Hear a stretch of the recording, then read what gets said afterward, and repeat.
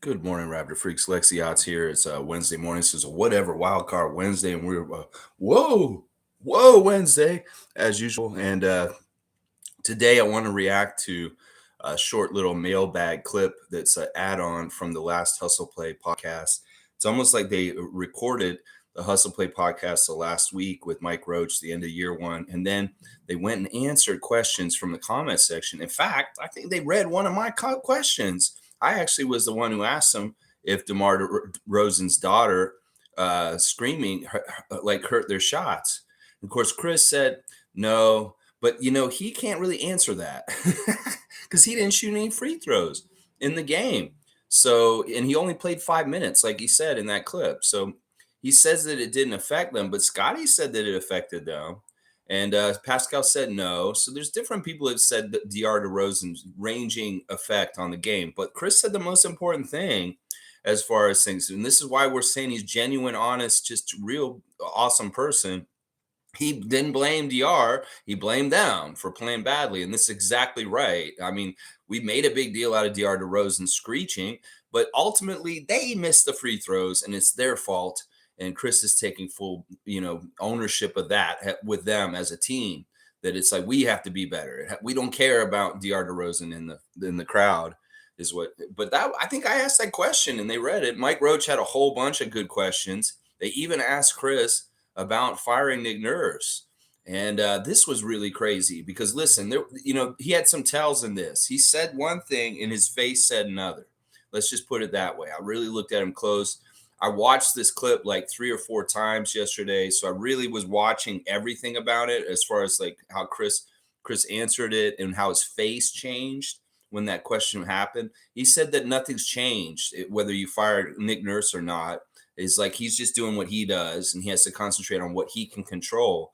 But even within that, he did the reversed kind of professional basketball player answer, where he's not like dissing his coach, but he's not also saying too many things glowing about him. He just wishes him well. But even when he talked about Nick Nurse being gone, you could see a little bit of pain on his face and a little bit of emotion even. And he had one tell where he rose his arm up and did a little look after he said it. And to me, that told me that he is feeling emotion about Nick Nurse being fired, but he doesn't want to like let it come across, and that he's being as professional as possible in the media interview with Mike Roach. So see, I love that about Chris. He's obviously a very trained professional as far as like he knows what to answer, not to answer on this podcast. He doesn't want to make personal shots at other players in the league. He doesn't want to talk bad about anyone. He doesn't want to like show one way or another. Another good example is when Mike Roach asked him, well, who would you like to see come coach the Toronto Raptors? And Chris said, whoever's going to give me a bunch of minutes and believe in me. Now it's funny because he cracks up and he's laughing when he's talking about it, but he's right. He's like being honest too. He does want to see somebody who will believe in him and put him out on the court more often and get more minutes. And in some ways, that's insight into the selfish mind of an NBA player. It's like, I do want somebody who's going to play me, and I'm somebody who's going to play me and put me in for minutes and stuff. So there's a bit of unsurety, not knowing who the head coach of the Toronto Raptors is for all the players on the Raptors, and as far as how many minutes in their role will be next season. Chris was hilarious, though, with answering that question. It's like, honestly, the thing about Chris that shows so much maturity is that he understands what he can and cannot control, and he doesn't let the things he cannot control affect him.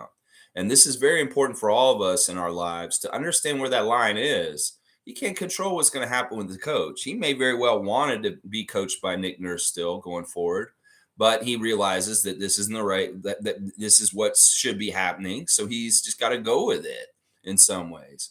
There are all kinds of great questions. Another question that really, really illuminated just how cool Chris is and just how nice a guy he is the question about Jeff Doughton.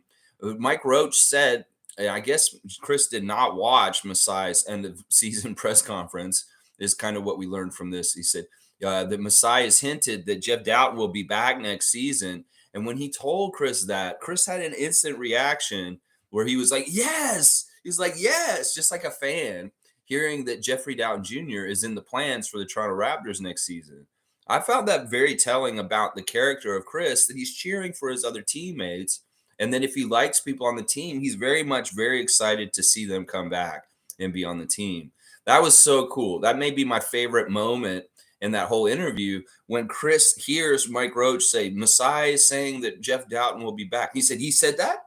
He said that? Jeff's going to be back? And he was like, yes, yes. And he was like, yes, he was doing that, hearing that Jeff Dowtin Jr. would be back on the team next season, probably, or that Masai hinted that he is in the plans. I just love the human side of Chris. Chris just being Chris and just being in his own emotions and authentic on that show is just really good. It's really, really good. We've had such a wide range of things that he's talked about, joyful things like what I just talked about, and then things like that ugly incident that he talked about earlier this season with the better sending him an ugly message. He talks about his past as a kid. He talks about all the fun and the good times too. One of the things Chris talked about a lot was this was a very boring season. This may have been one of the most boring seasons for him. And in fact, I was wondering about that this whole season. It's like, where's the fun? What are you guys doing this extracurricular that's bringing y'all together and getting out there and team building and having fun? And like, he's like, oh man, we didn't do anything this year. He's trying to think of, what did we do this year? We didn't do nothing. We didn't go anywhere. We had all the trips all early in the season. We went to Miami right away. Didn't get to go there. We went to LA at the end of the season. Orlando was messed up. And he's like trying to think of what fun did he have? And then he's realizing, oh my gosh, I didn't even get to go to my own foundation opening in Montreal because I was sick. That's how bad a season it was. And that's exactly right. His big event that was to make the big season, event was to have his Chris Boucher Slim Duck Foundation open up in Montreal. And it just so happened that he couldn't be there. And he couldn't even play in the exhibition game against the Celtics in Montreal before the season started. So there was all kinds of bad, stupid things for Chris in a way, because of missing the Montreal events, because of being sick at that time, bad timing. And then just him reviewing the whole season. He's like, this was a boring ass season. He's like, what the fuck were we doing this season? So he's kind of like, this season, I got to make sure this season's better. Well, we hope that everything's better. As far as the team play, you're not having a boring time, and you get to go to all your Montreal events next season, Chris. We want that for you. I mean, seriously, that sucks. No more boring seasons, Raptors. Enrich your lives and like good things and have fun together. Go out and do things together. Yes. I love that Chris is saying that Jeff's becoming one of his good friends. He really likes him and that they talk a lot. That's the thing. We need these guys to be friends. We need these guys to feel like a unit. We need these guys to feel like family. We need these guys to spend time and have connections and interact with each other. The bad teams back in the past, they would go say see you for the season and they're gone for the whole summer. No connection, no talking to each other. They don't talk to each other until they get in training camp. And nah, we don't want that. We want interpersonal relationships between OG and Chris and everybody. We want them hanging out and talking to each other. It's the best thing for the Raptors, that for their chemistry and their synergy and their ability to play as a team on the court. We need more of that. Chris even said, is like, you may not think that we're together as a team, but we really are. It just didn't look like it on the court. Well, let's make it look like it on the court next season, gentlemen. Please make it look more like it on the court. Please. Oh my gosh. All right, let's see what y'all are saying this morning. Lumpy Rex is the first in. He's saying that Chris is a real one, just like Lumpy Rex is, 007, out there in the Raptor sphere, always making good comments and being a good, loyal Raptors fan in the Raptors nation. I see you, Lumpy Rex, all over the place. This man has got his name in all kinds of chats, getting his name and questions read on Talking Raptors. Lumpy Rex, you go. We love you, Lumpy. Thanks for checking in. Logical saying, salute the real ones. Project Truth, always Logical Raptors fanatic in the house, talking about parasocial relationships with coaches and players. Listen, this is a very important topic as the world evolves with social media and interconnectedness over the computer, just like me this morning with y'all. Something that Mike talked about that's very important is that, everybody has an image. That if you're a celebrity, if you're an athlete, if you're in the public eye, you have people that kind of craft your image for other people. And in some ways, you may not be exactly the person that the public sees because you don't want them to see the whole true you or something like that. And then down the road, people could find out more about who you really are and stuff like that. These are interesting things about things. PR firms, public relations people, publicists. These are people protecting famous people from looking bad or having skeletons or having some weird thing or even just slanting things in a certain way in the public eye, in the press, so that it looks better for people. So that was a really interesting content. Check out Logical Raptors Fanatic and his latest 15-minute piece from last Saturday. Very interesting subject, parasocial relationships and social media and different things these days. Very good stuff. Paul B is here out of Wisconsin in the house. I still say Anthony Davis would fit well on the Raptors. All right, Paul B had to come in and do this. His wife's favorite, Anthony Davis, playing big time for the Lakers yesterday, taking game one against the Warriors. And, they kind of beat them pretty good, beat them down pretty good. Warriors, what are you doing? Come on now. LeBron and Anthony Davis doing a good job last night. Good job. And then the Knicks evening up their series with the Miami Heat without Jimmy Butler. That's a tall order. That team can't suffer too many guys missing. They're already missing Tyler Hero. They're already a team that kind of lacks certain depth already. And you take two of their very important best scorers off the team, you see kind of what happens. No Kyle Lowry stepping up big against the Knicks. Knicks evening the series to go to South Beach. Much to the happiness of the Knicks fans. Unfortunately, the Leafs lost their first game against the Florida Panthers last night here in Toronto in game one of the second round. It's unfortunate. Just a little updates from the playoff games last night, of course, talking about that. Here's some social media updates for you. We got a hot off the press Instagram story from Scotty Barnes showing Cardi next to a lake looking at a bunch of ducks. And it is in Florida. I can tell you that for sure. That is in South Florida. That is not in Canada because I can see many, many palm trees in the distance. So Scotty posting 17 minutes ago, really, just before I went on the air, there is an Instagram story of Cardi sitting at a nice lakeside somewhere down in Florida. So we know Scott's down there. Meanwhile, Pascal active on Twitter yesterday. Pascal sending out his year-end review post on Instagram and Twitter, celebrating the past year, all the accomplishments, some great pictures. His PR team is fantastic, by the way. They really make him look slick and really kind of like really cool. And just a high-quality team with the images and the videos and things that come out for Siakam during the season. It's just really top quality. Now, Siakam had a couple of different tweets from yesterday. Let's just go over them real quick. He's celebrating along with Koloko, their fellow Cameroonian, winning the MVP yesterday. Joel Embiid, Pascal, and Koloko both tweeting about Joel winning. Very proud Cameroonians, giving the kudos to their fellow countrymen, winning the highest award in the NBA for the NBA season. Pascal with the Cameroonian flag and fire with the post. And then also, like I said, his end of season post yesterday basically went like this: is when you start to feel like when you start to feel like things should have been better this year, remember the mountains and valleys that got you here. Those moments weren't in vain. You have grown and you are growing. You are wrapped in endless grace and things will get better.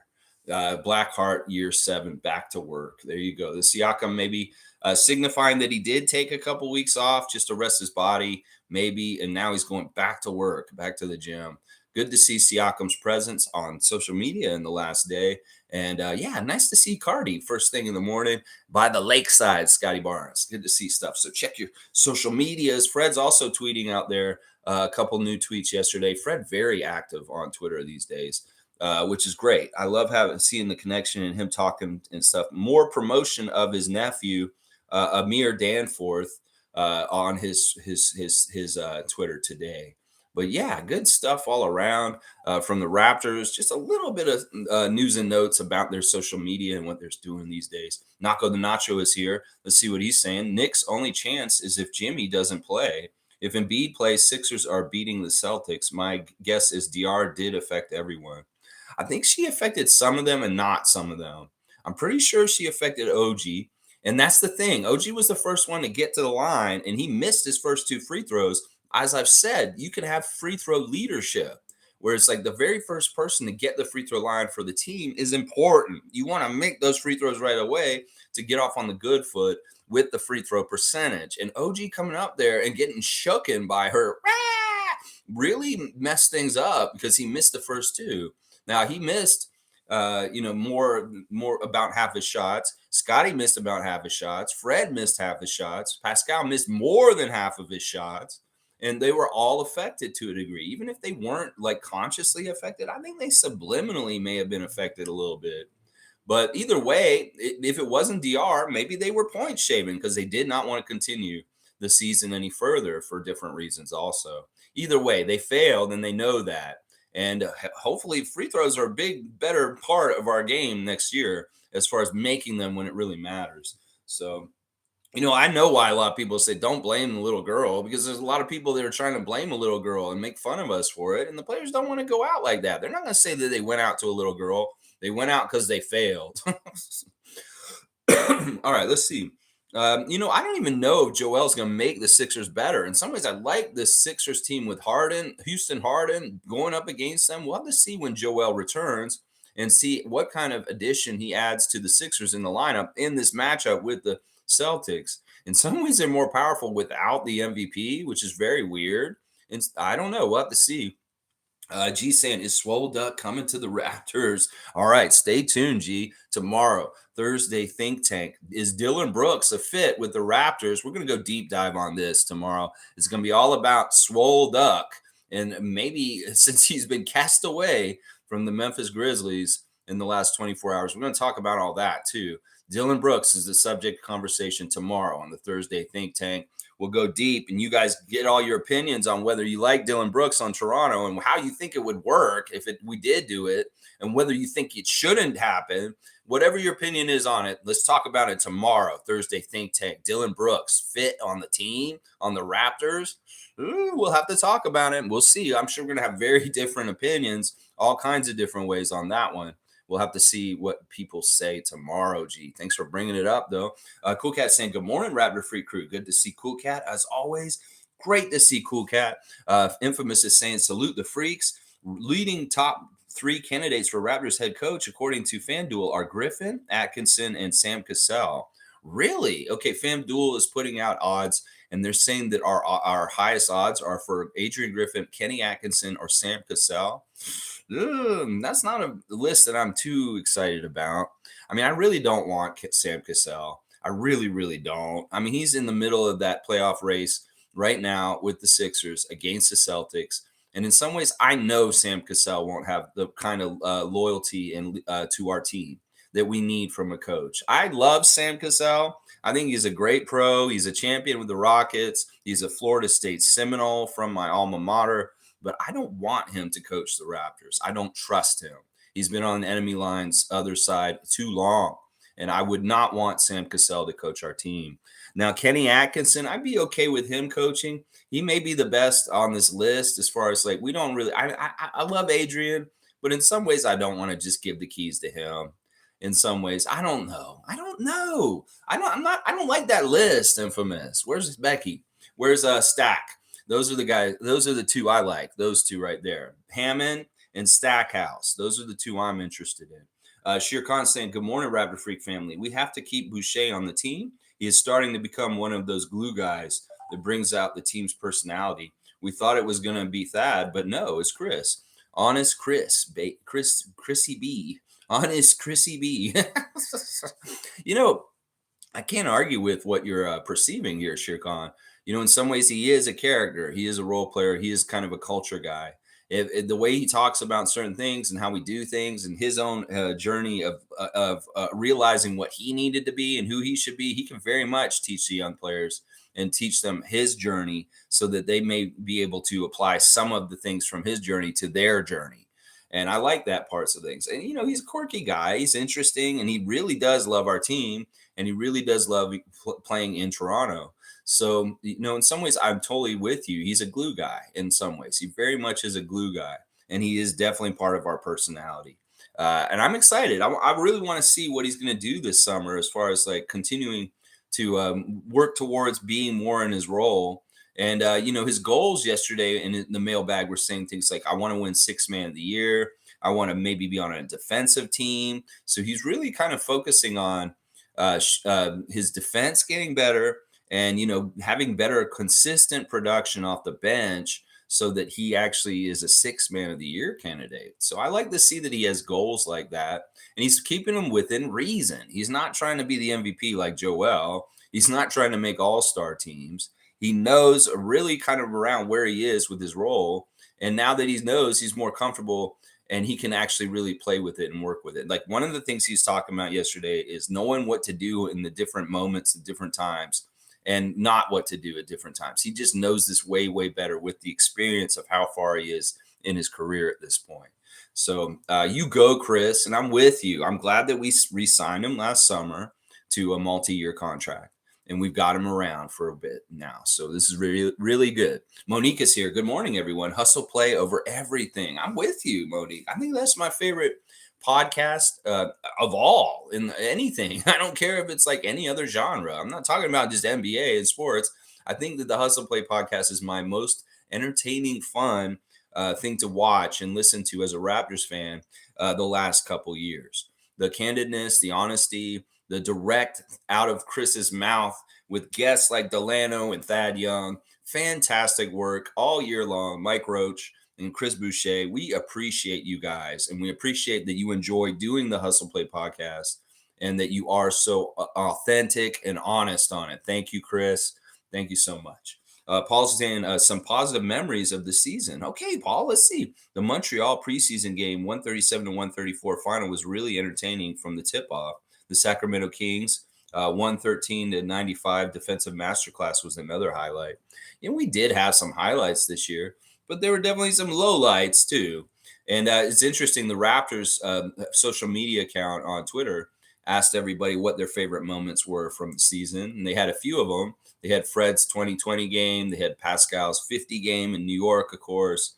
The game where we came back and like got overtime with Milwaukee, but we still lost that game. It's like, I don't understand why you got, I mean, I guess it was exciting when Gary hit the big three the last second to get us to overtime, but we ended up losing that game in overtime at home, which isn't something I would have celebrated either. But some interesting moments that Raptors fans were, of course, Chris Boucher's dunk from Montreal to Toronto dunk was on that list also. Some of the best moments from this past season. There were a few, but really the overwhelming thing about it is just like Chris said, you could win 3, but you lose 5 after that. And then you feel how you feel. And that's kind of how this season feels. Paul, I was going to see if you're going to do a highlight reel, but if you don't, if you didn't do any of it of the work or anything, don't worry about it.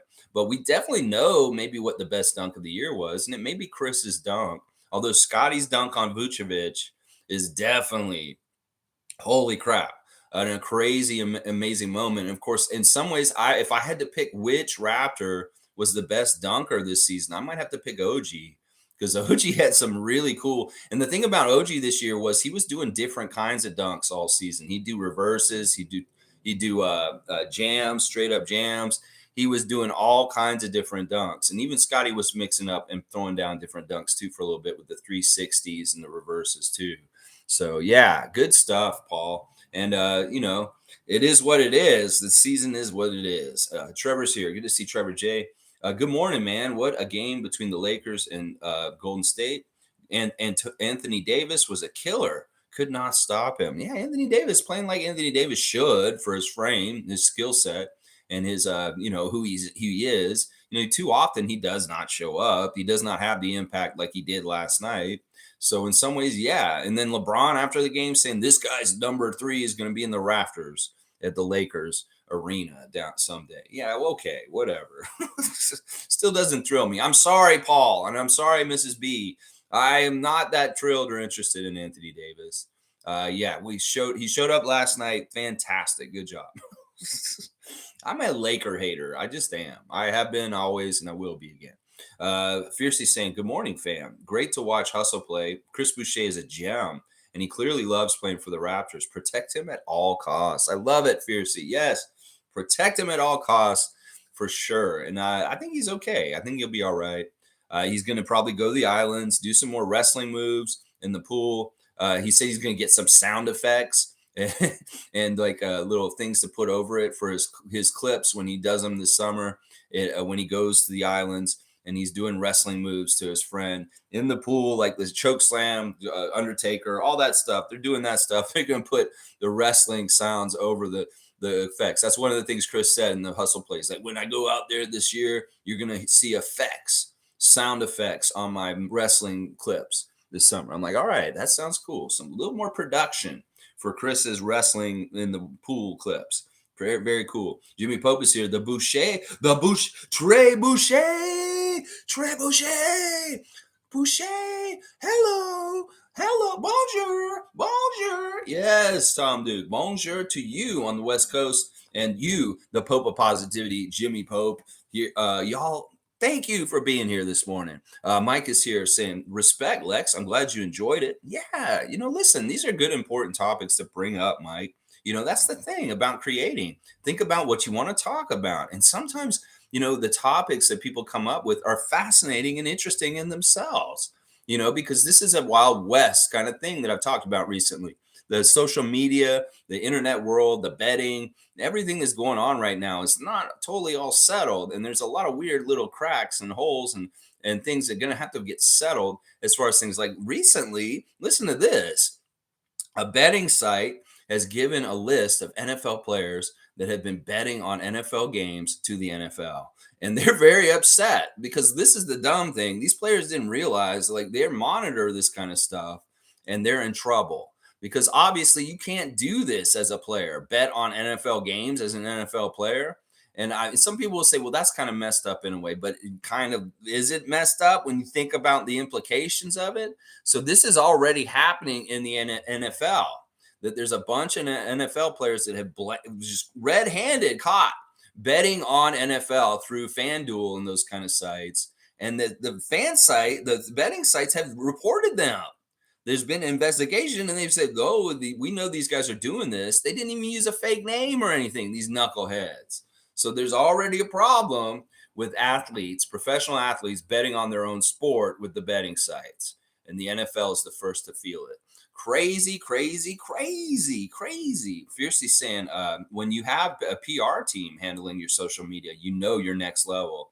Wow, yeah. If you have like a hairstylist, you have a gardener, you have a chef, and then you have your social media manager. Oh yeah, this is something that Scotty was kind of looking for last year with Max. Max was supposed to do this kind of stuff for him, but Max had to go to school or just flaked off. I don't know where Max went. And then the YouTube channels just kind of went nowhere in the middle of the year last year. It's just how it is. It's hard to keep up with all this. And you got to find the right people to depend on. Pascal's people are amazing. And in some ways, I know they're directly connected with Red Bull also, because the sponsorship of Red Bull with Pascal is very, very important. And it may be that some of their people that make their branding and their imagery is involved with Pascal. So yeah, I have that feeling that there are people that work for Red Bull also that work with Pascal. It would make sense. Randolph Phillips is here. Beloved Raptor Freaks, most informative gang. Good morning. Listen as usual. Thank you, Randolph, and blessings to the whole entire Phillips family. We love you, Randolph, and thank you for coming in and doing your morning blessings with us. Logical saying, yay. Yeah, the Raptors are trying to change, and the Grizzlies are trying to change things and basically scapegoated for the Jaw stuff and the thug culture. You got to check what Grizzly fans are saying, Lex. Could be a great subject. Oh, well, I'll research all this kind of stuff. I've been already kind of seeing some of the stuff around Dylan Brooks and what's happened the last couple of days. Some of it's silly. Some of it's a little bit overreacting. I'm wondering, all right, I don't want to talk about this too much because this is what I want to talk about tomorrow. The one thing I am wondering about is, did he leak that or did they leak that? Because in some ways I could see him being pissed off at the Grizzlies for what they said to him and him going and telling the press what the Grizzlies said about him, even though it doesn't benefit him. He doesn't even realize it. Because the verbiage under any circumstance, teams don't normally do that. They know that that's not smart to say. And it could be very well like, did Dylan Brooks hear them say that to him? And he told the press that they told him that he would be back under any circumstance? I don't know. Either way, it's weird because once again, a team usually leaves the door open just in case down the road in a pro's career, they may actually want to reacquire them for a different reason later on. And they're saying never again, under any circumstance, even if it's 40 years down the road and he's cleaned up his act and he wants to come back or they want him back because it makes sense for fit with team needs, they wouldn't consider him then. That's what I read from that he has completely burned a bridge with the Grizzlies. And there's no going back at this point. There's no going back. But we will definitely talk Dylan Brooks heavy tomorrow. Heavy tomorrow. Monique is saying, Lex, what do you think of all the Becky interviews, Yahoo Sports Canada especially? Way to go, Amit. I've been watching a lot of Becky interviews, and they're fantastic. She's a high caliber, high character, amazing leader, everything you want in a coach. Everything like as far as like just highly, very intelligent, very, respected, respecting other people, just a very good people person, just all around, just charming, just very smart, very capable. Just, those are the kind of things I look for in these kind of interviews. And she just comes off all around 10 out of 10 on every category. And that's why I really, really like the idea of her coaching us. But I understand it may not work out. It may not happen because the Vegas Aces really, really do love having her there. I really wish they could figure out a way for her to do both jobs and have like associate head coaches. There's secondary under them that kind of like fill in when she can't be in two places at once. So I don't know. I mean, always doing good stuff on Yahoo Sports Canada. It's interesting to see that Amit and CJ Miles are breaking down the playoff matches now and things that are happening. Like with the Nuggets Suns series, they're actually CJ's doing breakdowns now on the clips with him and Amit, man. Let's see. Seymour saying, hit that like button. The streak continues. What episode is this? I don't know. Let me go look real quick. I don't know, Seymour. I need to go check that. You're right. This has got to be like, we're going to get close to another milestone. I know that. I believe that this is technically, all right, this is the 597th day that I've streamed. So in 3 days, it'll be 600 days in a row. And so in 3 days, I will have streamed. So what day is that? That'll be on Saturday. Saturday Share Love Club will be my 600th stream in a row. 600 streams. Wow. Crazy. Thank you, Seymour, for bringing that up. We'll have 600 episodes on Saturday. So be ready for that. Share the Love Club. Jeff Doughton Jr. That's right. We're going to share the love for Jeffrey Doughton Jr. on Saturday. I've already figured it out. We're doing Share the Love Club Jeff Doughton Jr. So a little scheduling note. Y'all want to celebrate Jeffrey Doughton Jr. and his awesomeness from this past season. We're going to be doing Saturday Share Love Club on my 600th episode with a Share the Love Club for Jeff Doughton. There you go. Paul B saying Eric Chris versus the Pelicans. OG Putback versus the Nuggets. Scotty versus the Vucevic Bulls. I have a list, not the editing gear anymore. Oh, I see. So you have a list, but you don't have the ability to put it all together because you're not at the station anymore. I get it, Paul. It's all good, man. Listen, we appreciate your work and what you're doing either way. And I understand you're in a different occupation and you don't have the ability to do that stuff that you did last year. It's all good, Paul. We love you and we appreciate you. MSJ saying Chris's dunk was the best. Have to insist on that. It was a baseline 4 dribble to basket, wasn't it? Or 3 dribble. I don't know how many dribbles, but just where he took off from and that foot just inside the free throw line, that was impressive. And the call by Matt Devlin and just the way he soared, there was some iconic kind of stuff to it. And I love the call, Montreal to Toronto. That's so good. So good. And I might agree with this, although Scotty's was so ferocious. And it's actually up for one of the dunks of the year. So in some ways, there's a prestige to that. And then, of course, Casey Bannerman immortalized it on a jersey right afterwards, the dunk on Vucevic. So I don't know. Those are the 2 top contenders to me. And then, of course, I'm probably forgetting about some crazy-ass Precious dunk or maybe even some of the stuff OG did this year that was absolutely insane. There's a lot of good dunks on the Raptors this year. This may have been a boring year behind the scenes for Chris Boucher, but not on the court. We saw a lot of fantastic dunking by the Raptors this year. All right, Seymour saying Will Barton dropping music. Will Barton is dropping music? Ooh, I'm going to go check this out. Thanks for the heads up, Seymour. I'll have to check out Will Barton's music. I'm sure it's quite good. We'll have to see. All right, let's see. Mike saying the Atlanta game where Kanono was shown with 6 blocks and put the Hawks center to shame and terrified Trey Young out of doing lobs and alley oops. That was special, in my opinion. Yeah, that was a good game. That was a good moment in this season. Koloko, we'd love to see you do more this year. Hopefully, with the new coach, you're going to be utilized in a very interesting way and have a bigger role. Fiercely saying, not taken away from Scotty, but I was surprised they didn't choose Boucher's dunk from the free throw line or even one of OG's, as he did have nice ones. Well, in some ways, they want to market Scotty more on the other side of the border because of the rookie of the year. He is, in some ways, a golden boy of marketing in the NBA. And that's why he may get more consideration than Chris, because Chris doesn't really have that name recognition like Scotty does down south. And, that may be part of it. I mean, if NBA Canada wanted to do it up here, that one should definitely be on there, that Chris Boucher dunk for sure. But down in the States, it is what it is. Seymour saying, Scotty Barnes standing up too. Aiton and Nick's guy. You ain't that guy is my 2 favorite moments this season. Yeah. Okay. Yeah. You like Scotty's feistiness this season. The moment when he told Quentin Grimes, you ain't him. That was awesome. You ain't him. You ain't him. And then he had the stare down with DeAndre Ayton in that one game where he really made a good face. That's hilarious, Seymour. Those are great moments. Scotty moments, him being having that attitude and showing a little like fight in the game. Listen, that kind of part of him could very well be kind of like the part that morphs into or like changes him into that kind of like dog kind of tough, like I'm gonna beat your ass mentality, kind of mentality. That may be a little bit of it showing up, him facing off with Aiton and him kind of having an attitude and talking trash on the court. We want him to have license to do those kind of things. Well, he has to excel and play at a high level so people fear him. And that's what we want. We want him to get better and better and better so people fear him and he has license to talk trash and tell people, yeah, I'm him and I'm coming to do this and I'm going to jam it on your back, babies. Yeah, yeah.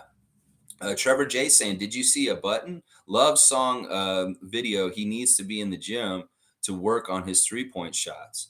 What do you mean, Barton? Love song video? All right, I'm gonna have to go find out this stuff about Will Barton if he has some music. Will, that's what I mean. Will, okay, I haven't seen it, Trevor. I'm gonna have to check out Will Barton's video today. Maybe I should do a live reaction to it. Let me see if I can find Will Barton's music video. I didn't realize that he made music. Okay. Okay, it's called Thrill. His album's called Thrill. All right, hang on.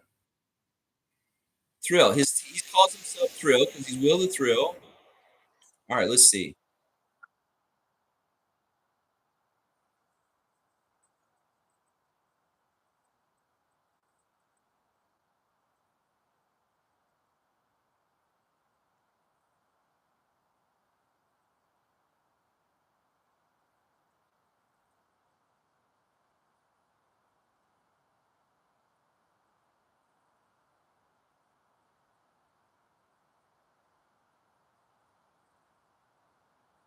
Ah, he's got some skills.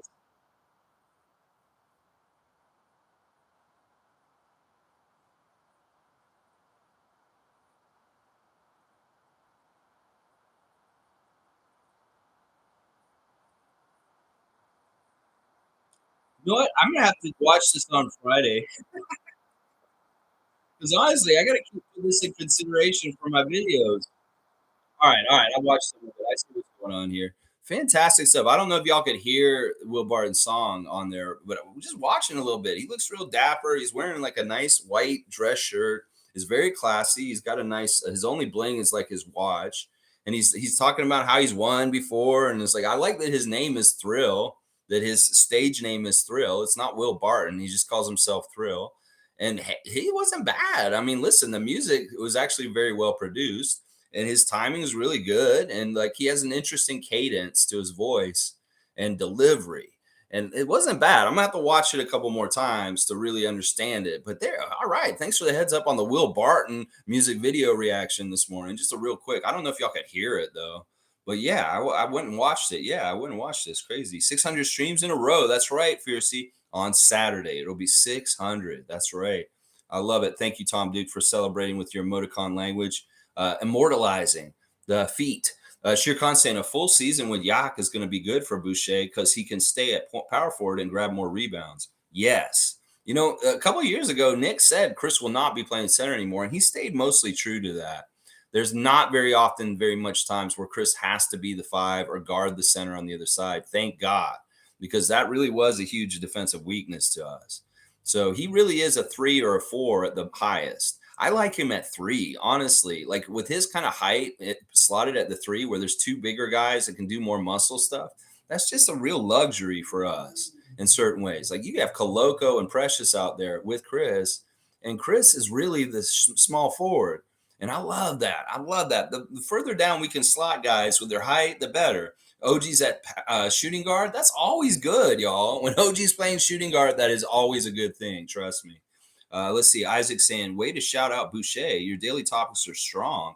Congrats. 6 strong. 600. That's right. 600 streams, baby. I want to see Boucher in the Olympics. Yeah, well, there's a lot of speculation about is Dylan Brooks going to still be on Team Canada after all this weirdness? You know, he said to Team Canada that he would only play this summer if he had a contract in place for him on a team. So if he's not on an NBA team, he may be hustling to try and get a contract and not able to play for Team Canada. So that could mean that a spot opens up and hey, give it to Chris, please, Nick. I don't know if he decides it. But yeah, this will be weird and interesting. I mean, I know that this Team Canada has such a hard job to do with the pool that they got. France in their pool, it sucks. Spain being in the next pool in the next level sucks. So in some ways, they really need to get their shit together, Nick Nurse, and kick some ass and show the excellence of Canadian basketball at this point with the amazing talent that we have coming from this country. You guys have a real gauntlet to run, and it's not going to be easy. You can really show some impressive stuff if you could kick the shit out of these pools and get that spot and be in the Olympics. I will be so proud of Canada if they can get the Olympic spot alongside the U.S. from this tournament this summer. But this is going to be so hard. If they do it, it is a huge accomplishment. I'm going to put it that way. Let's just say that. So hopefully Canada can rise to the occasion and show that we're ready to be a global power in international men's basketball. And we're ready to come up there and be up there with teams like USA and Spain and France. Yeah, I love it. All right, let's keep going. Maybe Boucher replaces Dylan. Who knows? Cowboys here. Good to see Bradley. Good morning, Lex and Raptors Freaks. Bam, bam, bam, bam. Bonjour. Let's go. Got to go, everyone. Have a great day. He comes in, he says, hey, and then he's got to go. He's just a busy man. We're on the job working for Tada. Tada can come to your house and help clean your rain gutters. They can come and do heavy jobs if you're older and you don't have muscles. You can't lift stuff. Bradley will come to your house and help you with the job. He'll help you paint your house even. Call Tada. They're in the phone book in the 416. In the greater Toronto area, the brothers Tada will come to your house and help you with any kind of odd job you need around the house. That's what they do. Let's see. Almost at 600. Let's go. Yeah, 600 on Saturday. Can't wait for 600 more. Let's go. Later, everyone. Always good to see you, Bradley. Thanks for dropping in. Fiercely saying, pass the rock. NBA mini documentary on Scotty coming out on YouTube tomorrow at 10 a.m. Good heads up. I'd like to see this. Scotty Barnes content, Pass the Rock, coming out mini documentary tomorrow at 10 a.m. Thank you for the heads up, Fiercely Salsera. Wayne is saying, FanDuel coaching list is inconsequential against all gambling houses. How come gamblers can't gamble in an industry that they work in, but while white collar don't have that same restriction? I mean, let's get even on more higher level. How come, congressmen and women in the United States can trade stocks on insider knowledge from what's happening with trends, like a lot of fishy buying up of mask company stocks and hand washing, hand sanitizer stocks right before the pandemic? Why is that they can gain their information and enrich themselves with their stock portfolio from when they're governing and they know the laws are changing or they know the trends of things? That is one of the grossest things like this, but it's the same damn thing. It's like if you're gonna I think this is just a proof that they shouldn't be doing this in general. It's just greed. It's just money and it's bullshit. And it's all fucked up. And if players are gonna get mixed up in this, they could really ruin some of their careers with this. And they think that they could get away with it, but in some ways they're not going to be able to get away with it because they're going to come down and make examples of certain ones, I'm sure. So it's just a bad situation all around. It's kind of like there's a minefield of folly for players to fall into this whole totally different, whether it's on social media with gaffes like Anthony Edwards making fun of people across the street, or it's like gambling on stuff and getting caught doing it. There's a lot more different weird ways you can really mess up your career these days. And people need to watch out. Seriously, don't be messing with none of those gambling sites, Toronto Raptors. Seriously, it's not a path to go down or go anywhere near. It is what it is. I don't really think that FanDuel knows what the fuck we're doing with our coaching search. And I don't know where they get these numbers. In some ways, I really am suspicious of like lists of candidates for a coaching staff and where they come from. And maybe they have agenda trying to shape public opinion on who we should be hiring with our fan nation. And that's why they put this kind of shit out. Somebody will go look at the FanDuel names and they'll be like, oh, okay. And then they'll get on the Kenny Atkinson train or something like that. No, fuck that shit. Don't know. They don't tell Masai who he's going to hire. And it's not like they know. All these other, like, that's the thing we know about our front office. Bobby and Masai hold their cards very tight to their chest, and they don't have any loose lips in their organization. Nobody's talking about who's talking to who and who's a front runner or anything like that. So how the fuck do they have a basis for making odds on who our next coach will be? They don't have any way of knowing this because there's no information they base this off of. So it's all bullshit. I can debunk it simply with the fact that we know that Masai and Bobby don't tip their cap to anybody about what they're doing. So yeah, FanDuel, whatever your numbers and names are, throw them right out in the garbage because they don't mean jack shit. Seriously. Now people will look at that and they'll be like, they might believe it and be like, oh, I want whatchamacallit, Sam Cassell. Sam Cassell. Well, he was listed on FanDuel. It's like, no, it's not going to be Sam Cassell. Hopefully, seriously, he's not a good choice. Trust me.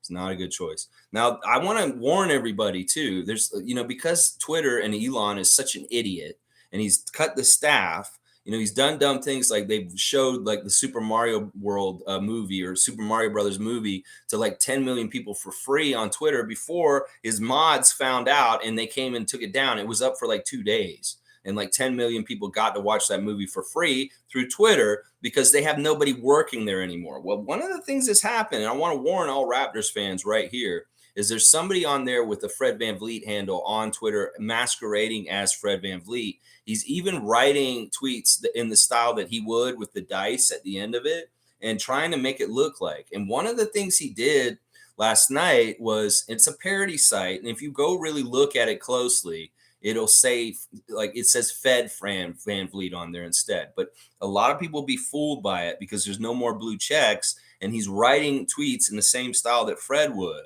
Well, one of the tweets he put out last night was about Jordan Poole's crazy ass 28-foot 3-point shot at the end of the game for the Warriors. That was absolutely a horrible decision and fucking horrible shot selection. And everybody's coming down on him. Well, meanwhile, this fake Fred account is saying, I would have taken that shot every day, and saying, what's wrong with that shot? Shooters got to shoot or something like that. That's fucked up. Y'all need to realize who accounts you're reading on Twitter, especially right now, because none of those verification checks are there anymore. And there literally are accounts that are very, very close to the real accounts that are making fucked up bullshit tweets in the name of that person. That's what I'm saying. So there's a fake Fred account out there right now. So don't fall for it. If you're on Twitter still, if you're not, don't get back on. And you see this account, realize you got to check the Fred accounts because one's real and one's not. And just so you know, it's a friendly warning for you guys. Really, really friendly warning. Mike's saying Pete Rose scandal, like 30. I'm laughing my fucking ass off. I know there's quite a few NFL players on this list. And it's like, are you dumb? Like, why don't you get your friend to do it? Or would you use an assumed name? No, you're just going to go on and use your own name. Well, they caught you red-handed, and like, this is messed up. So we'll see what the proceeding is for as far as punishment and like this whole situation. It's really crazy. Fiercely saying Shaq and Dame rapped and were successful, but I believe Ibaka is the one who broke Spotify records. I'll listen to Thrill for support. Yeah, why not? We'll have to see how he does. I think you're right. Ibaka's sold way more than those guys, although Shaq did really well way back. Shaq did okay, and it's a different era when Shaq put his music out. It was the CD era. It wasn't like the streaming service era. So in some ways, he had to sell discs, and maybe he didn't sell as many. Dame's okay. A lot of people think that Dame's the best rapper in the NBA right now. Like the other players vote him as being the most talented music artist in the NBA right now. Although I would say it probably is Serge. I would agree with you, Fiercey. Now, Serge, he's not really a rapper. He's more Afrobeat, that music. And he kind of has little like lines and he just kind of says and like really suavely. But he does a little bit of rapping, a little bit of rapping. Paul B saying, I remember when 365 streams in a row seemed like a goal and we had a big celebration with some sickness along the way. What a journey. You're killing it, Lex. Thanks, Paul. Well, I just try to be consistent. I just try and be diligent. I just try and do it the way I would want the Raptors to do it in their everyday lives. If Pascal's going down to OVO every morning at 5 a.m., I got to be here at 9:30 every morning. In some ways, I feel like I have a duty. And you guys keep me going because it's fun to talk to y'all. And honestly, it is a real challenge to try and keep things fresh and interesting as far as what's going on with the Raptors all the time, especially in the off season and times right now. David saying best start to the day. Thank you, David. I appreciate that. That's a huge compliment. I really do appreciate that. Our current leader for the Raptor Freak Tuesday trivia, David Saborin's taking it home. When that trophy, that Larry O'Brien goes to an NBA team in the playoffs, that is when we crown the champion of the Raptor Freak trivia. So it's coming soon. When the playoffs are over for Raptor Freak trivia also. So be ready, David. And in case y'all don't know, there's a new part to it. You know what? I'm not going to just solely do stump me questions. I'm going to have questions for y'all still. But one of the new things about the trivia, y'all, just so you know, is if you want to ask me Raptors trivia questions before the game or after the game, we can do that. And you will get 100 points if you stump me with a Raptor trivia question. So, David, you need to know this just in case, because there are some ways that Shanky could climb up and still challenge you by the end of the season by having a bunch of prepared questions for me that stump me as far as Raptors trivia. So it's reverse trivia starting next week. You guys can ask me trivia questions through the chat. And if I don't get them right, you will get points for it. So make sure they're general questions. They can't be like obscure, really specific ones, too crazy. So, like Mike had a good one about the chevrons the other day. That was a good one. Let's keep going in the chat. Monique saying apparently Team Canada's potential roster is out via the score. Okay, it's probably all the normal names: Jamal Murray. Sorry, Shea, and his cousin, Luguez Dort. RJ Barrett, who had a fantastic first quarter last night, 16 points in the first quarter for RJ Barrett, helping the Knicks beat the Miami Heat last night. Fantastic job by RJ, Canadian RJ Barrett. Wayne saying insider trading is prosecutable, but only at lower levels. Sports players are knowledgeable about their business. Why can't they benefit? It's prejudice against them as a class of citizens. In some ways, I totally get what you're saying, Wayne, but it's such a quagmire of really kind of conflict of interest kind of stuff. I mean, it's really because in some ways they could bet for them to lose and they could throw the game. Like they could on the down low bet against the team they play on and they could throw the game on purpose so that they win their bet. There's shit like that. That's why you can't do this kind of stuff, Wayne, is because they could actively manipulate the game within the game as one of the athletes. And it could be very, very much a scandal and very suspicious. So, yeah. So, wait, what I lost? Mike saying NFL people caught on FanDuel and a list was sent to the NFL. Yeah. There's NFL players betting on the NFL. And the betting sites found their names and knew that they were who they were, and they sent it to the NFL. And now there's an investigation, and these guys are going to get in trouble for sure. Van Hoot's here. Good to see Van Hoot. Check out Basketball Rewind on YouTube. Another great basketball YouTube channel. At Monique, Those are all the potential commits. Yes, the potential commits for the Team Canada on that list from the score. All right, I'll have to check that list out. I don't think I've seen it. Let's see. MSJ is saying, "Oh, geez, the U.S. political structure is two parties, wings of the same warbird. U.S. Corp party runs it, and the Congress gets the perks to support the military industry at all. For me, go peace, in my opinion." Man, that's so depressing what you're saying, but it is all true. It is definitely true that the Democrats and the Republicans are the same people. Although there is a little bit of a nod that maybe Dark Brandon will be running things if Biden gets reelected. He did this correspondence dinner this weekend with Roy Wood Jr. And he put on these glasses and he alluded to the Dark Brandon meme like directly. And the whole thing about Dark Brandon is he's super progressive and very much about change. And Bo the Fifth Column put out something yesterday saying that he thinks that maybe that if Biden wins re-election, that he will go on a very progressive tear with power if he can get a mandate and do some crazy, really amazing, good things for the United States. That him playing Dark Brandon may actually be a good thing. So we'll see. It's kind of funny that he's acting out a meme in real life at this point and like nodding to it, like, yeah, very, very interesting. Infamous is saying that person pretending to be Fred is probably Pensair. Laugh out loud. Who knows who it is? It's a Fred hater, and they're definitely parroting him, and it's not nice. I mean, this is the kind of shit that's going to make me not want to use Twitter ever again. Is when it's really going to become hard to figure out who Woj actually is or shams. That's when it has no use to me anymore. Because it really is. The only reason why I use Twitter is to get Woj bombs and shams bombs and Lewinberg bombs and maybe a Grange bomb here and there. But otherwise, I don't give a shit about what everybody else is saying on there. I don't give a shit about any of the other stuff. I just want to know the facts. I want to know the bombs, the cutting edge breaking news when it happens, and the rest of it can go fuck off. And any of the fake parody bullshit. I just want the real deal, Holyfield, Shams, and Woj, and Lewinberg. That's all I want, Twitter. And the more there's fakes and harder to figure it out, the more I get more turned off from even using Twitter. Instagram's useless at this point for the most part. And Instagram used to be very useful a year ago. Now it isn't. It's very much full of shit and stupid. Well, Twitter's moving in that direction too. So let's see. Van Hoot saying, why is Sam Cassell a bad decision in your mind? Also, Pascal is still in Toronto training. You mentioned, I just want to confirm where you heard. All right, let's see. Okay. Why is Sam Cassell a bad decision in your mind? Because he doesn't really have any ties to our team. He's an American guy. He's always been on the other side of plotting against us. Even if it's the first head coaching job, I don't think he would have loyalty to us. That it'd be the kind of thing where he could come and be our coach for like 2 years or 3 years, but he would leave us high and dry to go get a better job like that. I don't think he would have loyalty to our team.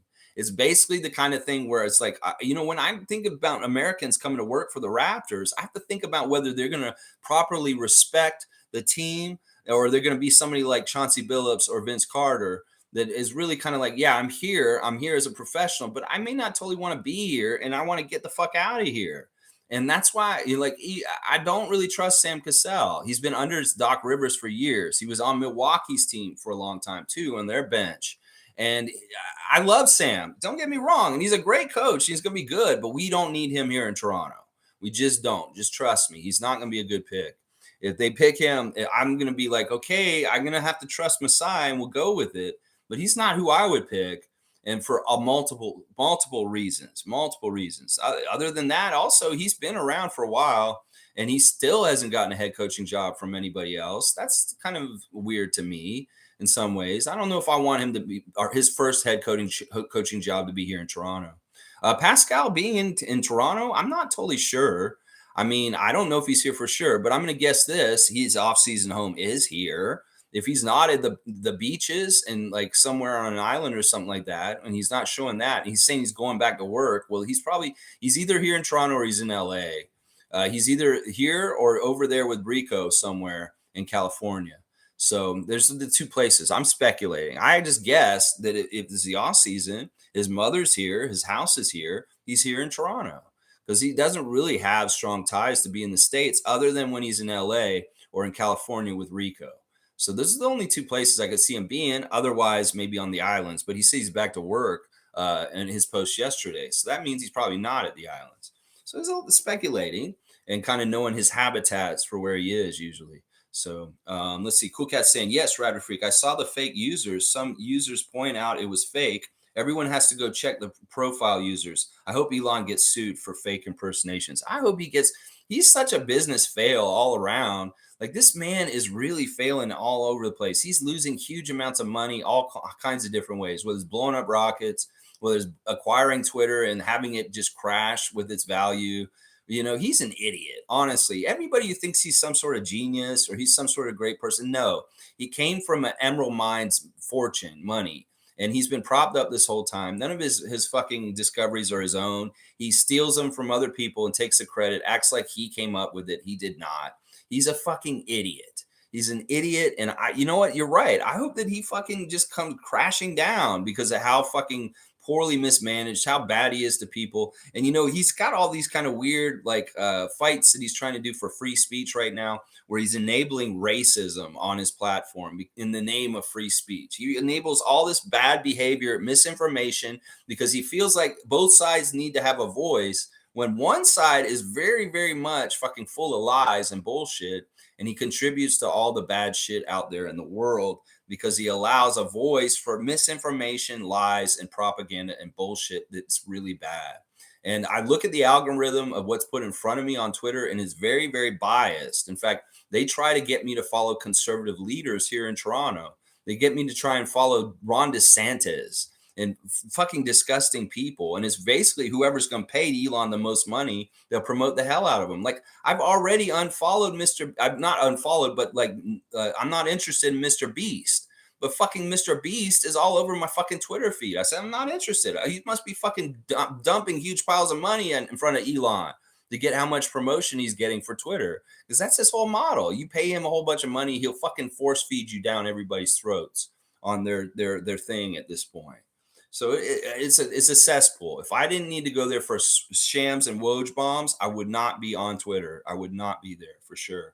And yeah, very much check the accounts that you're reading at this point. Don't just react. If you see something weird and it's like Fred saying this, really look at it and make sure it's actually Fred. Because in some ways, Fred could actually probably sue that person for impersonating him online. And that you know, maybe Fred sues a direct person, an individual who's doing it. Mike is saying, yeah, Chevron was changed to represent north, like on a map or compass. Makes sense if you think about it. Well, it made more sense than having them going down because the team was down. Now that when they went up, we started going up. So I'm glad they changed it. Cool Cat's saying, Raptor Freak, Will Barton was only signed as a buyout, so he's not a Raptors player right now. Guess he's embarking on a new career, like how Serge was building a new career for when basketball sunsets. You know, I don't know what's going to happen with Will Barton. I don't think the experiment went well. So if there's a choice and we're probably not going to bring him back. You're probably right. But just for that little stint of time that Will the Thrill was on the Raptors, I'll check out his music video and see how it is. I mean, if he's not coming back next season, I'm totally fine with it. I'm sure we can figure out better ways to do things with our resources than bring back Will Barton. He may have been just somebody off the buyout market that we just tried to plug in and play for a possible playoff run, and it just didn't happen. He didn't help it happen, and we didn't get there. So why hang around with him? David Saborn's just saying Becky Hammond. That's what I'm saying too. FanDuel put her on the odds list. I want to see what her odds are to come in here. You guys won't fucking do that. You don't want to piss off Las Vegas people because that's where you have all your odds posted in Las Vegas, and you don't want to piss off the community talking about their head coach coming to Toronto. Maybe that's what it is. Trevor's saying, I look forward every morning to listen to you, bro. How you put your thoughts on things. You are a real one out there. Thank you, Trevor. I appreciate that. And I appreciate you coming in and always commenting. You're a great contributor to this channel. And I like your insight and your comments, man. You've been a very, very positive Raptor freak. And I appreciate you too, man. Let's see. Wayne saying, FanDuel and those crooks don't want us getting a great coach such as Becky Hammond. See, that's part of it. They try to shape it. Like maybe they see the level of people like Udoka and Becky Hammond, Jerry Stackhouse, and like, these are two good coaches for the Raptors. Let's give them the next tier coaches, Kenny Atkinson, Adrian Griffin. Not that Adrian Griffin wouldn't be great, but it's a safe choice. And in some ways, it's not flashy. It's not exciting, as I've said. Like Adrian Griffin may be the safest choice for us to make. And in some ways it would be fine, but I would also think that he may be a like not totally. I mean, if he does really well and he's hugely successful, sure. But if he isn't, he may be like a in between coach between Nick Nurse and the next really good coach if we do hire Adrian. It's kind of like a weird thing. I mean, I don't want to disrespect him. I think he'd be fine, but he may be too similar to Nick. And that's what I'm worried about. That's what I'm worried about. Let's see. I'm against all those crooks spoiling our sports viewing experience with all those gambling advertisements. Yes. Thank God I usually watch on NBA League Pass and they cut almost all the advertising out. I don't see any of that shit and I get to watch the in-game arena. So in some ways getting League Pass is worth it because you cut out all that bullshit. You get to see all the games and you don't have to fucking watch all the commercials. And you don't have, you don't even have to watch Kate Burness and Leo and Sam in the studio. You only hear the announcers, Matt and Jack or Alvin, and you kind of see the sideline reporters, and then the rest of it is the ambiance of the crowd, and you see the in-game ops and stuff like that. That's a much better way to watch the game than being inundated with all of the fucking gambling ads at this point and all the bullshit advertisements, for sure. David's saying, yeah, they are criminals, such hypocrites. You walk into a corner store and you can't see the smokes because they don't want to advertise to minors, but they'll play that commercials all day long. Well, we're in a point in time where that'll be fine for now. But, this is the dumb thing about humans. We'll cause social problems for our society, and then we'll try and like have to reverse them when we could have just prevented them by fucking making sound good decisions in the first place. What's going to happen is we'll have some sort of weird social problem stemming from the gambling being so inundated on us. And much like when they found out that smoking causes cancer, they started taking cigarettes out of advertising on TV in different places. They'll do the same shit eventually. They'll realize the decay to society that this gambling is going to cause, and they'll hide it away at some point. So it'll be just like those cigarettes at some point, David. Watch. Or they'll do things to change it. They may realize, oh my gosh, we're having an epidemic of young people that are gambling way too much. They're in their teens. This is horrible. Well, we need to stop advertising in times when children are going to see the gambling ads all the time because they're getting indoctrinated to want to gamble just because these fucking ads are on all the time. They'll be late to react to this kind of shit, or they won't even have the foresight to even think that these problems will come because they only care about the bottom line and making money, Doug Ford, and your fucking bullshit with Ontario and gambling. So I'm saying they're going to cause social problems. The problem will happen, it'll be out of control, and then they'll react to it then. So we're going to have to go through a period of time of ugliness and negativity and bad shit until they fucking figure out how bad it is for society. And then they'll react to it, just like how they put guards on alcohol or cigarettes or different things that can hurt people. Well, gambling is just like those things, and people don't realize that. Just because it's not a tangible thing you put in your body, it is an addictive thing, and it's very, very powerful for addicts of gambling. And that's the thing that they don't realize. They're going to cause all kinds of social problems. They're going to cause more poverty in certain ways for families that have gambling addicts in them.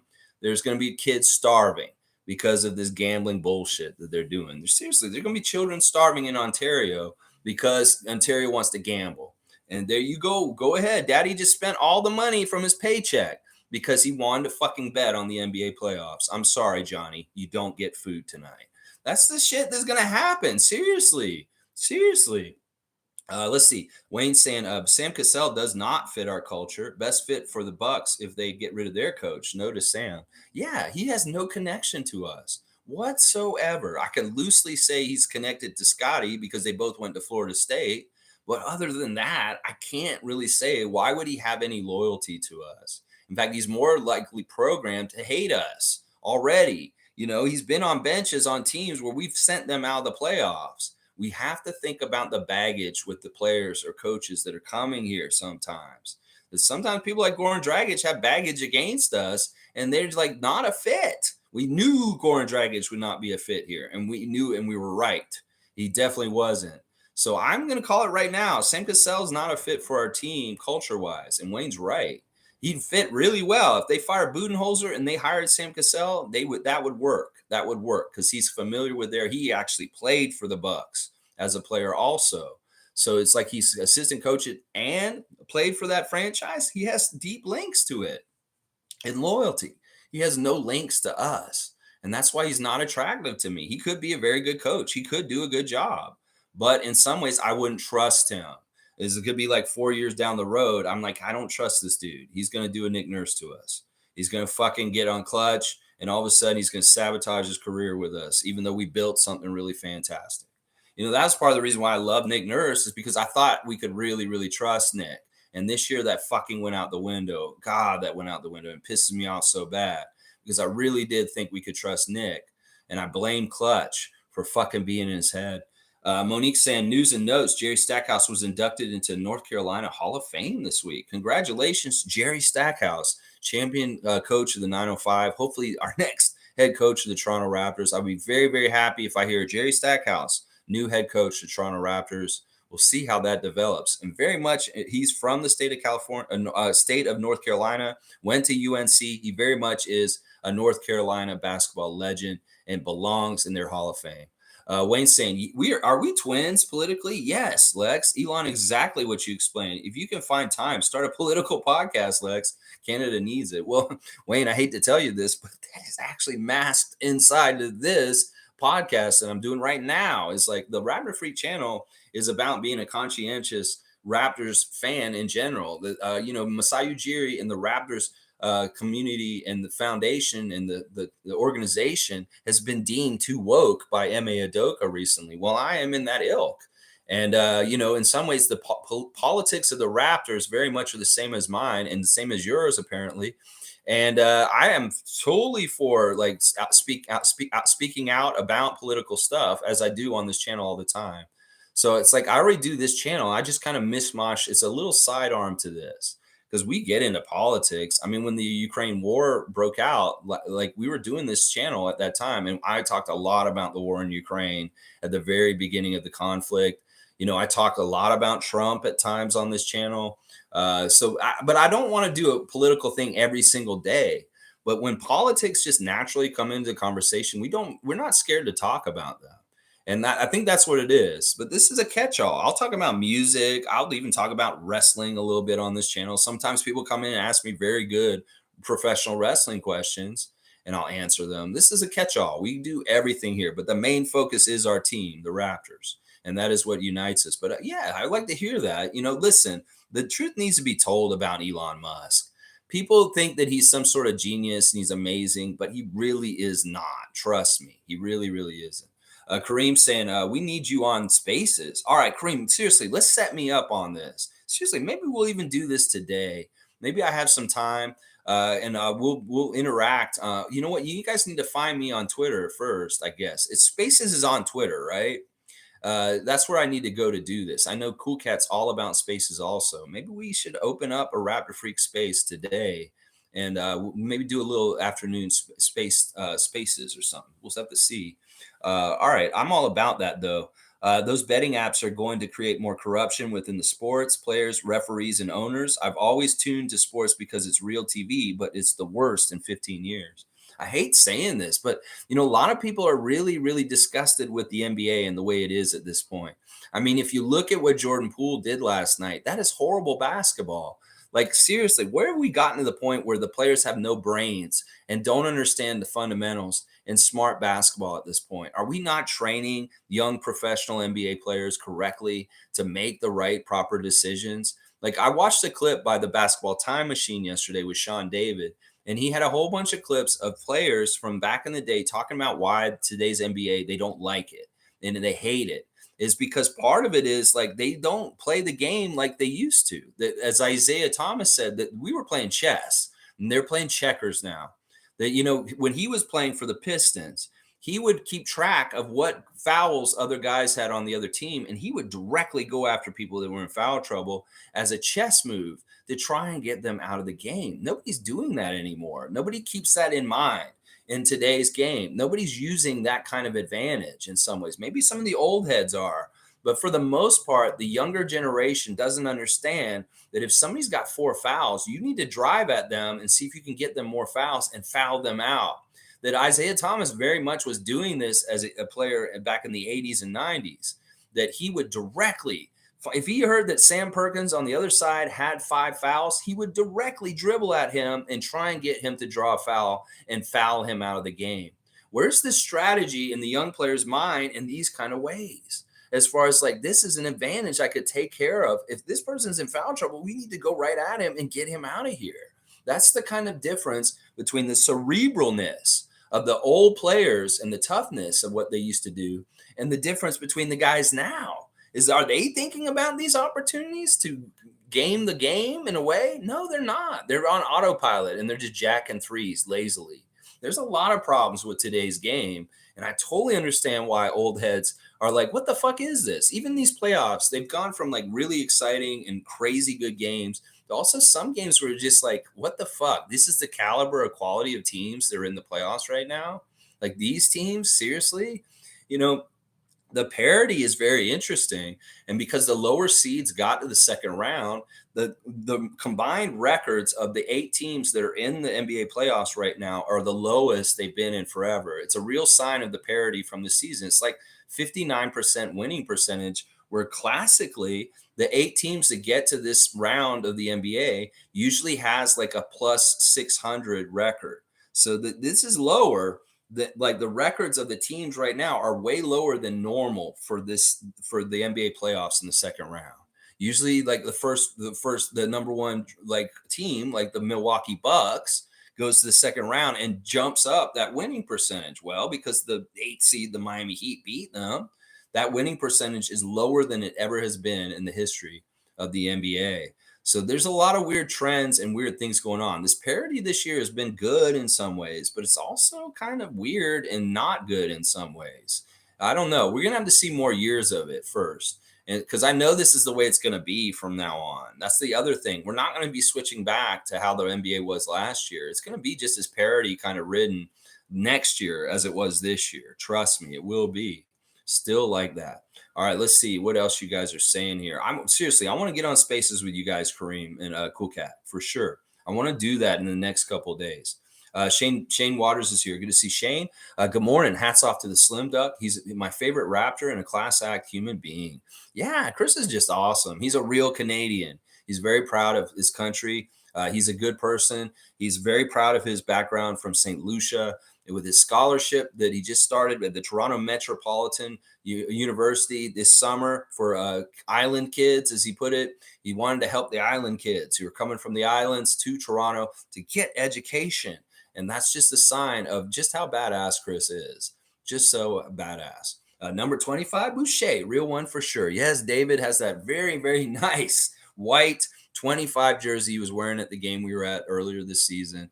Big fan of Boucher, as am I. And isn't that picture I picked for the stream today such a boss picture? Like him with the glasses outside. He just looks so cool. Chris, you're a badass. If you watch my channel, know that the Raptor Freak clan and cult loves you, man. You're one of our favorites, and we are always celebrating your accomplishments and your victories, Mr. Slim Duck, always. Paul B saying the politics talk is some of the best part of this channel. Stay woke, Lex. I appreciate that, Paul. Listen, that's part of the niche of this.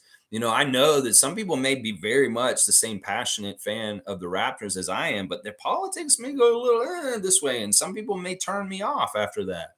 That's a risk I'm willing to take. Part of it is I just have to be 100% myself, and the right people will be here, like you guys. And the people that don't agree with me politically and don't want to watch me because of that, that's fine too.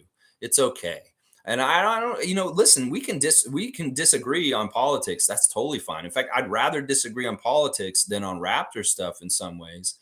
And we can argue about politics too on here. So if anybody has dissenting opinions about some of the political things that I say, we're totally open to a mature discussion of both sides. I don't want everybody to think that this is just a cult of personality, and I want y'all to just fall in line and think what I think. If you guys have differing opinions on certain things, that is totally okay, and I allow lots of space for that to happen. So don't think that I'm just like, you guys got to be as liberal and woke as I am. No, everybody has different levels on the political spectrum, and we have to be accepting of everybody. In fact, that's one of the most important things everybody needs to do.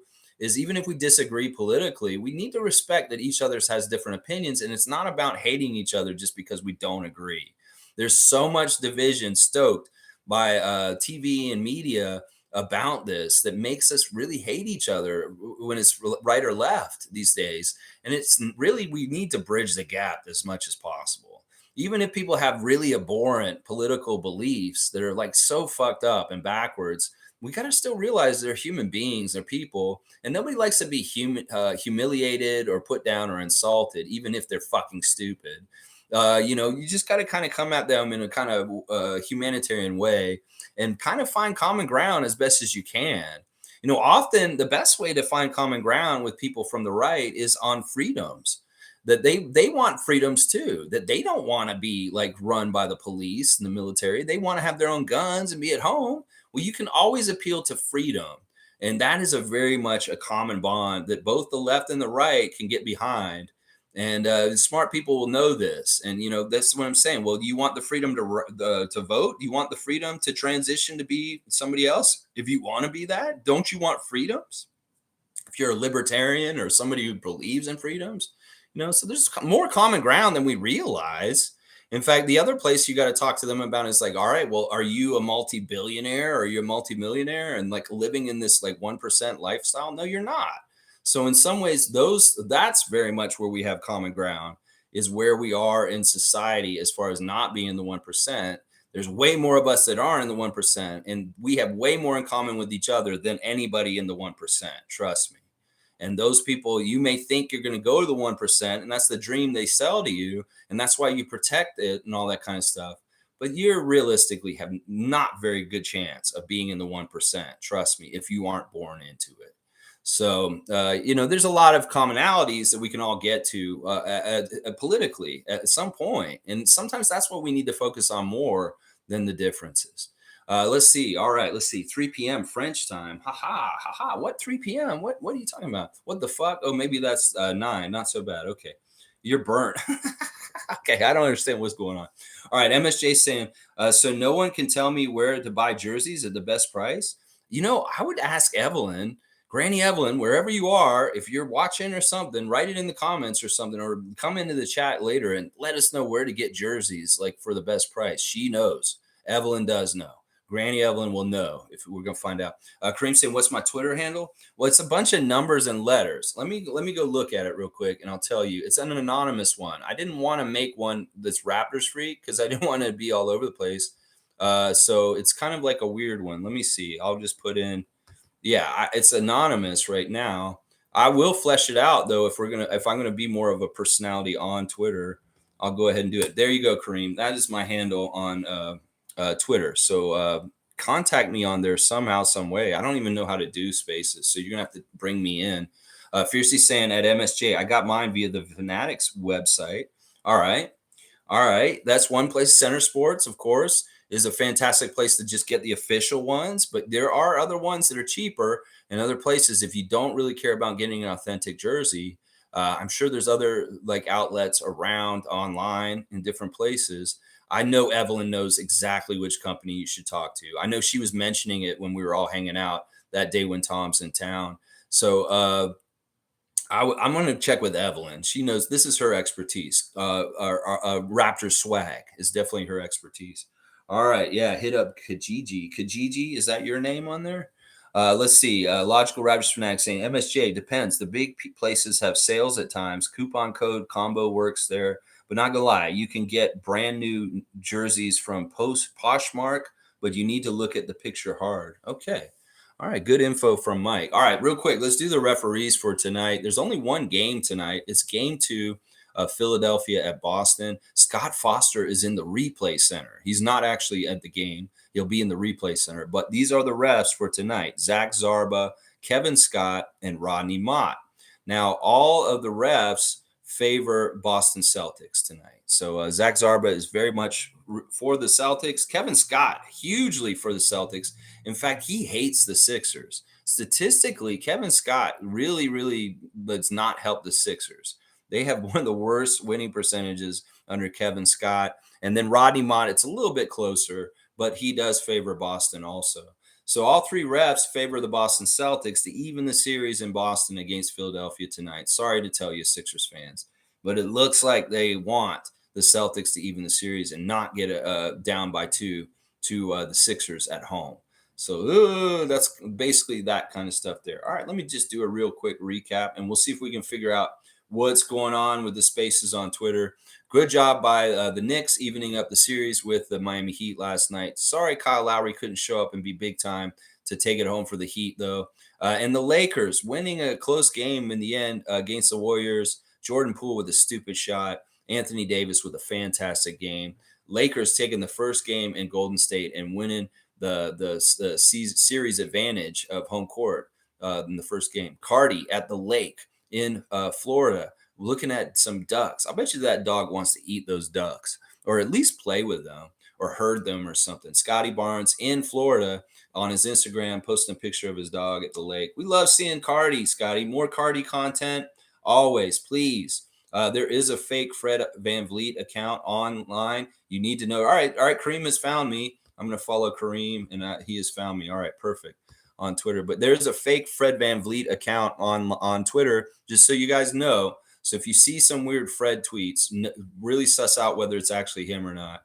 We really, really, really appreciate Chris Boucher and Hustle Play podcast, the mailbag from the last day. Fantastic questions answered very frankly and upfront by him. Talking about Nick Nurse's departure, talking about getting a new head coach, talking about whether the team was together or not, whether they like each other, talking about this whole season and different things about it. Chris, you're an open book, and we appreciate your honesty and what you're saying and stuff like that. We celebrate you, number 25, Slim Duck. We're very happy that you're on our Raptors team, and we want to see continued success and growth to your game in the new season. And we know you're going to work hard this summer and add some new stuff. When you come back, you'll be even better. All right, y'all, let's finish it up today. I appreciate everybody. Kareem, I will be on Twitter shortly after this, and maybe we can figure things out. Maybe we can set up a spaces on there. If you guys are on Twitter and you want to come in there and hang out with Kareem and I, maybe we'll figure that out. So my account is in the chat, and you guys can either follow me or come on there and attach to me to see where we are in the spaces. All right, Paul saying Boucher, Otto Porter Jr., raining threes next year. All right, yeah, I'd love to see Otto Porter return to the Raptors and do some great things for us. All right, tomorrow, Thursday Think Tank, we're talking about the fit with Dylan Brooks in Toronto and whether this would make sense. You guys think about how you feel about Dylan Brooks from all sides and whether he should be maybe possibly on the Raptors next season. We're going to see if we accept him as a Raptor free cult overall as an idea of possibly coming to the team. I'm very 50-50 on this. Some of me saying we could use a little bit more of Dylan Brooks. And some of me is kind of like, we'll talk about it more specifically in specific ways as far as his position, as far as like how he fits with the team, whether it makes sense, and whether we even want to go there or not. So that's the Thursday Think Tank tomorrow. Dylan Brooks, does he fit with the Raptors? We'll have to see. All right, Mike saying, Lex, you inspired me to get more Raptors hats. Poshmark had some good brand new ones. W Stream. Thanks, Mike. Yeah, the hats are always good. I got my champion's hat on to signify the champion that Chris Boucher is. A couple times, Larry O'Brien champion, NBA champion with Golden State and with Toronto. So Infamous saying strong pass on Brooks. See, we're already getting some opinion on Brooks. We'll talk about it much more detail tomorrow. Monique saying, W Stream, Lex, let's go Raptors. Always keep at it. Thank you, Monique. All right, y'all. Please like, comment, subscribe, and share, especially subscribe. I've been getting a good bump of subscriptions in recent weeks, and I very much appreciate it. We can get to 700, and then once we get to 700, that's only 300 more until I get to my 1,000 goal. It's not that I'm trying to do this the quickest, fastest way. I really do want good followers, people that aren't kind of in and out and stuff like that, people that, I just want to earn them. And I know that you could do like really flashy ways of promoting and get a lot of people all real quick, but that's not the way I'm doing this. I want to get the real ones as we go. And you guys are definitely the real ones. And I appreciate you. You have my heart, and I appreciate y'all all so much. All right, tomorrow, Thursday Think Tank. I'll see y'all then. Let's go Raptors.